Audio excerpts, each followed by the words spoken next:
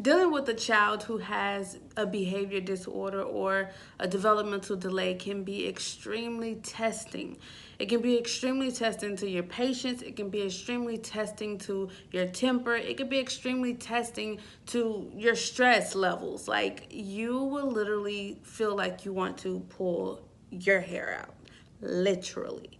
It's just that bad. And because I got on a lace front, man, I can only imagine what these edges would look like. Can you imagine that?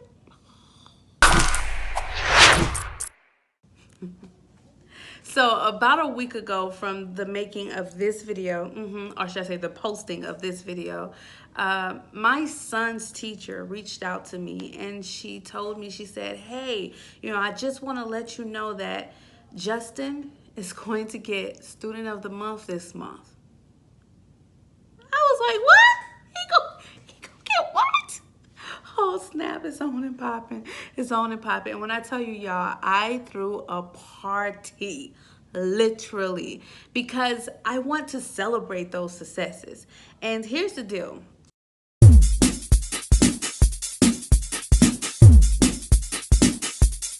My oldest son, he's about to be 12. He actually had been diagnosed back in 2000, and I want to say 8 or 9, no, 2009. He had been diagnosed with a behavior disorder and a developmental delay. When he speaks, he doesn't speak on the level of a 12-year-old, meaning you can tell just by how he talks that he definitely has, something going on, but even then, so he's normal to me. So, but for a long time, it was very stressful. It was hard dealing with a child who has a disorder. People talk about it. People, they have these ideas about it, but they don't know what it's like until you actually experience it. Experience your child going to school every day and you being called over the phone every single day, like every single day, saying that, hey, he's out of control, I can't handle him, oh, he's kicking the teachers. And oh my God, you guys, one day I remember I went up to his preschool, and when I tell you, I went up there and I seen him, and he was on the floor literally kicking, screaming, spinning around in a circle, saying, stop touching me, don't touch me, you're hurting me. And nobody was messing with him. Nobody was doing anything to him. And it was in that moment, I think, I came to the realization that, oh my God, maybe something is seriously wrong. And I don't know, like it hurt. It hurt. It hurt. It hurt. It hurt. It hurt. It hurt so bad. I think what was even more crazier was the fact that when he was first initially diagnosed, I wasn't the one who seeked out for that help. My mom was the one who reached out into a program called Babies Can't Wait. And at first, when she did it, I felt some type of way. I was a little violated because I'm like, nothing's wrong with my baby. At the time, he was about 2 years old. He was about to be 3 really soon. And I was like, nothing's wrong with him. I don't know what you're talking about. You tripping, And I guess maybe it was, okay, he's my first son. He's my firstborn. So I don't really see anything wrong. I'm thinking that the way he acts, even though he was very aggressive, even at that age, I was thinking maybe that's just how little boys were. I didn't know any better. But my mom, she kept on saying, no, something's up, Chanel. You got to get him checked out. And I was like, nah, I don't want to. But she ended up taking the initiative. And of course, I was like, you know what? Let's just see where this goes. And I continued on with the process. And I started to learn exactly what was going on. But that was like my moment of realization where it really hit me like a ton of bricks. And I was like, I don't know what to do. And as he got older and older, I'm getting emotional because these are hard topics to talk about, right? Especially when you've gone down that road of, dealing with a child with a behavior disorder, also known as DMDD, disruptive mood disorder. So that's what DMDD means, disruptive mood disorder. But when dealing with a child like that, it's hard. Like the doctor's appointments that you have to go through, even the part where they want you to medicate. And that's another thing, like that's a whole nother topic. They were like pushing medication on me big time when it came down to him. They were like, he needs medication. They were trying to give him Ridley. They were trying to give him all types of stuff. And for some odd reason, for a very long time, I was just against the whole medication thing. I was like, I don't want to medicate him. And if I do anything, it will have to be something that's holistic, because I don't believe in medicating my child like I just didn't. But let me let you guys in on a big secret. One of the things I find is when we have children who are dealing with those behavior disorders and those developmental delays, because our patience could be short at times, we may treat them unfairly. We may treat them in a way where we feel like they should know certain things, or they should know better, and they should do better. But the actuality is they are only doing what they already know to do. We can't judge them just like we can't judge other people. And I think for me, I had a lack of patience, a serious lack of patience. And for a long time, it bothered me. I hated to do homework. Oh my God, that was like World War III up in this piece, okay? I couldn't stand to do homework. It got to a point where, honestly, y'all, and I hate to say this, but I love my son dearly. I loved him back then and I love him now. But I can honestly say I did not like him. That is the hardest thing for a parent to admit. But that's also something that you have to be willing to be transparent with yourself about and get down to the nitty-gritty of why you don't like him. And I found out as time progressed that it really wasn't him. He wasn't the problem. I was. I was the problem. So when his teacher called me and said, hey, you know, he has student of the month, and you guys, I have to tell y'all, I'm so proud of him. I'm so proud of him. I'm so happy for him because he's come a long, long, long way. I've watched him grow. I've watched him mature in ways that at one point in time, I was like, man, I don't know what I'm gonna do. Like, he's gonna be living with me for the rest of his life. But as time progressed, it was like, wait, something's changing. But it wasn't just him that was changing. I was changing. So you see that I keep on going back to me, because it took for me to develop myself to a point where I developed patience. I developed the attitude of kindness. You know, I developed the attitude of understanding, compassion. I was able to actually start working with him the way that I needed to work with him as his parent. It gets hard. It does. But you can do it. If you're a parent and you're dealing with this type of situation, I'm telling you, do not give up on your babies. Don't give up on your baby. Because I'm telling you, it's just one moment away from a breakthrough. One moment away from a breakthrough. One moment away from a breakthrough. Man. That was a blessing to receive that call, for his teacher to reach out and tell me that. And I was so happy. And he had been asking me for a pair of Jordans for the longest. And I'm like, you know what? Let me go ahead and get these Jordans. I'm going to get some balloons. I'm going to get a teddy bear. And we about to celebrate, okay? You take it real big. So I'm super excited about the process. But you guys, it has been a long journey. And if I had any piece of advice to give any parent, I would first say you have to work on yourself. Because the children are not the problem. No, they're not the problem. See, they don't hate you. They don't dislike you. They love you unconditionally because you're mommy or because you're daddy. They're going to love you unconditionally. You're the one that takes care of them. You're the one that put clothes on their back, shoes on their feet, food in their stomach. They're going to love you regardless. You can spank their butts and guess what? They're still going to love you. But it's you. It's you that has to develop. It's you that has to come to terms and say, you know what? I'm not going to look at my child and look at them as if their disability is a crutch. Because the reality is, guess what? All of that can be helped if we just stay in that realm of patience. And we work with them. We show them that love. We congratulate them. We take the time out to notice the little things that they do and stop badgering them and getting on their case so much about the things that they don't do. It's not about giving them a pass. It's about handling things a little bit differently. Instead of yelling and fussing and get outrageous and just going crazy on them, just take a moment and understand that they don't learn the same as other little kids. You know, we're talking about children who their outbursts are totally different. You guys, it was so bad for me to the point where my oldest son, at one point, he had chased my daughter around the house with a knife. And I didn't even know this. Like, I was clueless. I didn't know.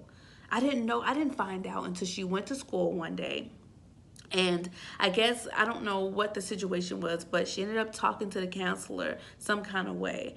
And, or you know what? I think she said something to her coach, like, you know, the PE coach or whatever. And the PE coach sent her to the counselor. And she told the counselor, yes, you know, my brother chased me around the house with a knife. Now, mind you, I had absolutely no clue this was going on. I didn't know what was happening. So when I get the phone call from DFACS telling me, hey, we're coming through. And I'm like, sure, come over. I don't have an issue with that. And they tell me what happened. I'm just like, what? What?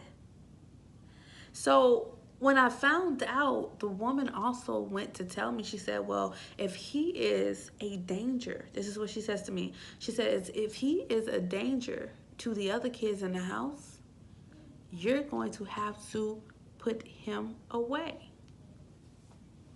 Yes, those words, that words to me. And you know, one of my biggest things was, as a parent, I used to always tell myself, I refuse to let anybody take my kids away, or, you know, I refuse to let anybody come between me and my kids, whether that's a man or whatever the situation may be. I used to always tell myself that. But never in a million years, never in a million years did I ever think that my own child would be the reason why my children would have been taken away from me. It was at that point, y'all, I had to come to the realization that it wasn't really all about him. I had to get me together. I had to fix this. I had to develop more patience. I had to develop more time to spend with them to make sure that this right here, stuff like this, don't happen. It don't happen. Because it's not just about one kid. I have 3 of them. And I had to make sure everybody was good. Everybody was taken care of. And that was a hard pill to swallow.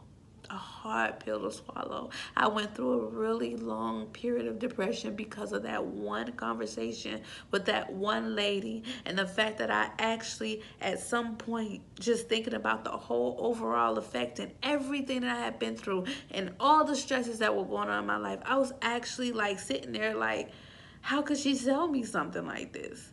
How could she tell me something like that? How? As a parent, I'm looking at her like, do you got kids? You don't tell a mother that she has to get rid of one of her kids. That's like, are you serious?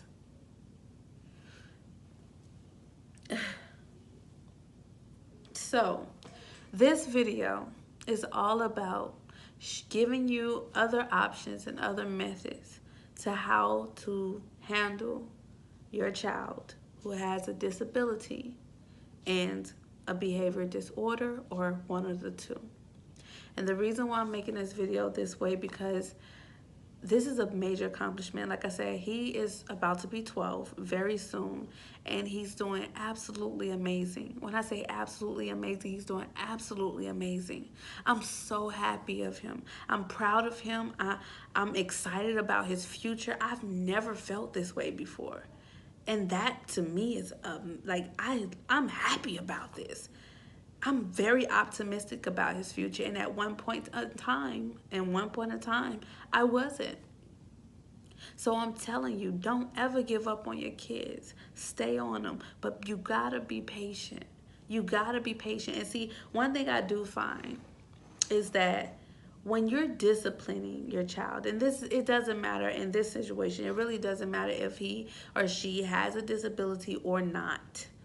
anytime you're disciplining your child, I don't even care if it had to get to the point where you did have to spank that booty a little bit, because sometimes you got to do what you got to do. If they're breaking stuff and they damaging property, and that was another thing. My son was very destructive to property. Like, it was so bad, he set a fire in my backyard, like literally, and it burned down the whole little stretch.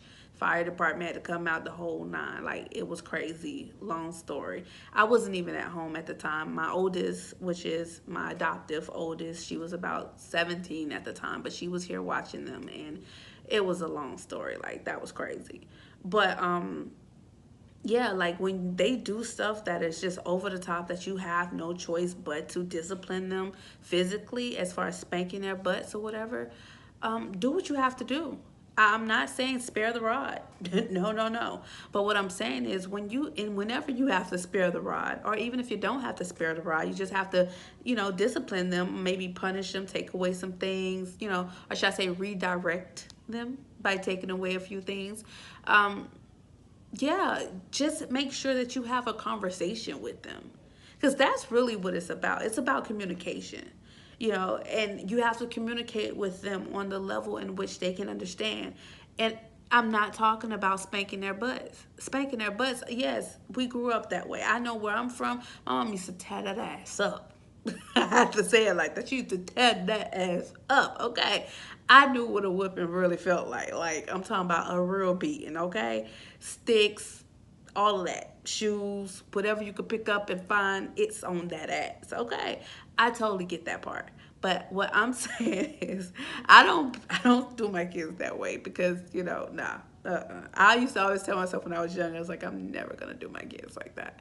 But yeah, you have to make sure you communicate with them. Let them know why you did what you did. Like, why was this redirecting action necessary? Like, why was it necessary, and what they can do to be better? And if it doesn't matter how many times you got to go through it. And that's another thing with children who have developmental delays, especially with the developmental delays and behavior disorders. Sometimes you have to be repetitive with them. You got to keep repeating things, and that's where patience comes in at. That's the reason why you have to be patient, working on yourself and becoming more patient. I'm telling you, it's a big, big, big deal. A big deal. You have to become patient, because if you're not patient, you blow a quick fuse, they're gonna, hey, you're gonna be like, damn, oh my God, I did not mean to hit you. It was flipped. I'm telling you, it'll be that bad. So get you some patience. Like, if I could tell you nothing else, you're definitely going to need some patience.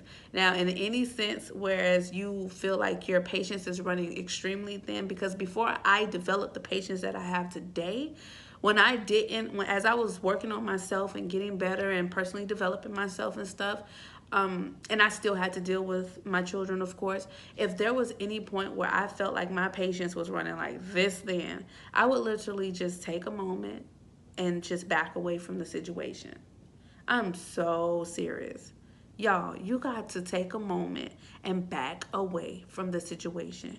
If that means you got to go in your room and meditate for a second, you better go meditate for a second. Clear your thoughts. Get you some sage. I don't care how you figure it out, but figure your life out by yourself. Don't go and take it out on them kids, because they don't deserve that. They don't. So just take a moment before you blow a freaking fuse. You're not a car. You're not a car. You don't crank up every time somebody stick a key in you. It's not worth it. I'm telling you, just take a moment and go and sit down somewhere and just recuperate. And if you're working with them on their homework, you'll get to it later. You don't have to do it right then and there. You can do it a little bit later. Just give yourself about an hour or two, maybe 30 minutes, depending on, everybody's different. Everybody's different. So just give yourself a little time to come back from it, and then you go and you handle that. You help them with their homework. That's what it's about. It's really about patience. I think, honestly, to just do like an overall put, is really patience and personal development. I'm so serious. And the only way I was able to develop patience is through personal growth and development. I'm so serious. The moment I started to develop myself and get myself together, it was the moment that I was able to learn how to accept my son for who he is and not try to change him. And that's another thing. We try to change them. We want them to be who we feel they should be at the age that they are. And it's not about us, it's about them. Like, you can't force somebody to change. That's like being in a relationship with somebody and you forcing them to be who you want them to be, and they're like reluctant to it, and they're meeting you with resistance. It's always going to be that way. You're always going to have those fights, those arguments, those back and forths, those conflicts, because you are trying to make this person be something that they're not. It applies to your children as well. Don't force them. They're going to grow in it in their own time. You have to be non-judgmental to their process. You got to accept them and love them all the same. And when I say love them, I mean love them. Love them like you never loved them before. I'm telling you, love them. Teach them. Teach them. Don't tell them. Teach them. See, there's a difference between teaching and telling. There's a big difference between teaching and telling. And a lot of times as parents, we get so caught up in telling. Do this because I said do it. No, teach them. Do this because X, Y, Z. And if you do it this way, then these are the results that you'll get from doing it this way. But we feel like we don't owe our kids no explanation. Nobody ever said that you had to give them an explanation. Like, you don't have to go into deep detail. But it's important for us to communicate. Communicate. But we have this mindset of, oh, I'm the parent, so you do what I say do. No. No. Your children are just like any other adult or any other person, let's say that, because they are people. They deserve respect just like you deserve respect. You don't want your kids to fear you. You want them to love you and respect you. There's a difference between being feared and being respected. A big difference. People are literally huffing and puffing over their kids. Like, when you do like this, you ever did like that? Back in the day, my oldest brother, he used to do like this all the time. And every time he would do that, we would jump. Do you really want your kids to jump every single time you do like this? And then you got to look at them like, why are you jumping? Y'all, it was that bad. I'm telling y'all. I'm telling you, it's so much better to be respected than to be feared. Because now, when I speak to my son who has that developmental delay, right? Who has that behavior disorder, right? Because honestly, I feel that he hasn't grown completely out of it, because he does have his moments where, it's unwarranted. You never know when it's coming. Sometimes you could just say one thing to him and, it's World War III. It's like, oh, wait. Hold on, where that came from. But, I find ways to be more interactive and fun with him. And I find ways to actually joke with him. And that's another thing, key thing. I joke with him about it. So if he gets mad randomly and it's like, what are you mad for? I'll probably mess with him and I'll be like, come here, what you mad for? Look at my baby, that baby. And I'll just mess with him, because there's this part of him, and here's another key. There's a part of them, it's like a baby in them, especially if they have a developmental delay along with that. There's this baby in them that wants to be satisfied. And you have to play with that baby every now and then. Like, you have to give that baby some attention. And that's where patients come in at. And sometimes, of course, it can seem annoying. But I'm telling you, make it fun for you and them. And let them know that they don't have to react in those ways. Here's a better way that you can act. If you want certain things to go your way, you don't have to be aggressive with it. Here's another way you can do it. And I will respect this right here so much more. Like, I'm telling you, if you act like this, if you ask me appropriately, I got you. Ain't no issue, boo boo. Ain't no issue. I'm serious. That's how I be with him. I'm like, ain't no issue, boo boo. And he would just laugh. He would just laugh. And that's what you want. You want to redirect their behavior. Because if you do not redirect their behavior, they're going to continue to keep doing what they're doing. And as a matter of fact, it may even get worse. It may even get worse. Who wants it to get worse? Nobody wants it to get worse. No. Then it can go to a level that it shouldn't have to go to. But it starts with patience.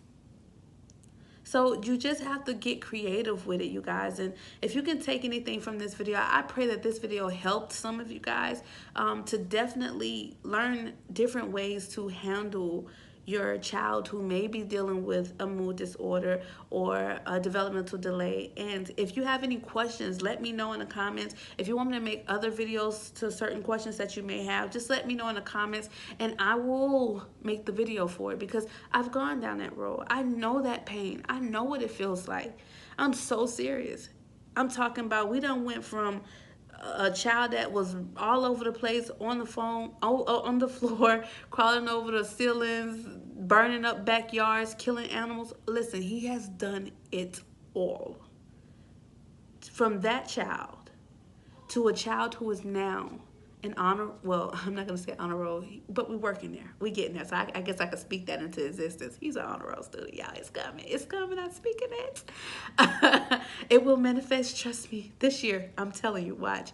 But a child who has gone from, crawling all over the place and doing all this other craziness to all of a sudden, he's now almost 12 years old and he is student of the month.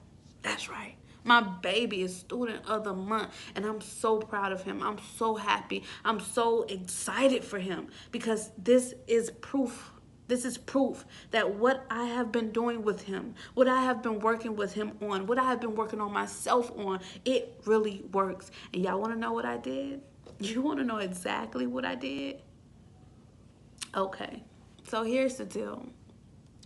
I'm going to be doing a free live webinar very soon. It's going to be a training, and this training is going to give you the one rock solid method that will transform your life, not just in the area of your children. That's one area that's going to be expanded to a whole nother level, you guys. You're going to see so much positivity and growth in your children, because you're also going to see that same positivity and growth in yourself. So this webinar, this live free training, is going to help you transform yourself and your life around you, everything around you. And that, I'm telling you, is going to change everything. People think that they have to use medication. Man, I haven't. Look, I think I tried medication one time with him, just one time, and I hated it. I hated it. And it didn't last long. I think I did it for like a few weeks, like enough for it to start kicking in or whatever. And I think it's supposed to kick in like after 14 days, or in some cases I think it's like a month. But I let him do it for a certain amount of time till it kicked in. And as I seen the effects that it had on him, he was lethargic. He didn't want to do anything. He was super duper lazy. I didn't like that. And again, that was not the holistic approach. That was like, I think he was on it wasn't Ritalin, it was something else. Whatever it was, I didn't like it. Nah, I didn't like it. But I like the holistic approach. So his doctor was telling me, yeah, give him some fish oil and stuff like that. So there are other holistic things that you can do if you do just want to do something.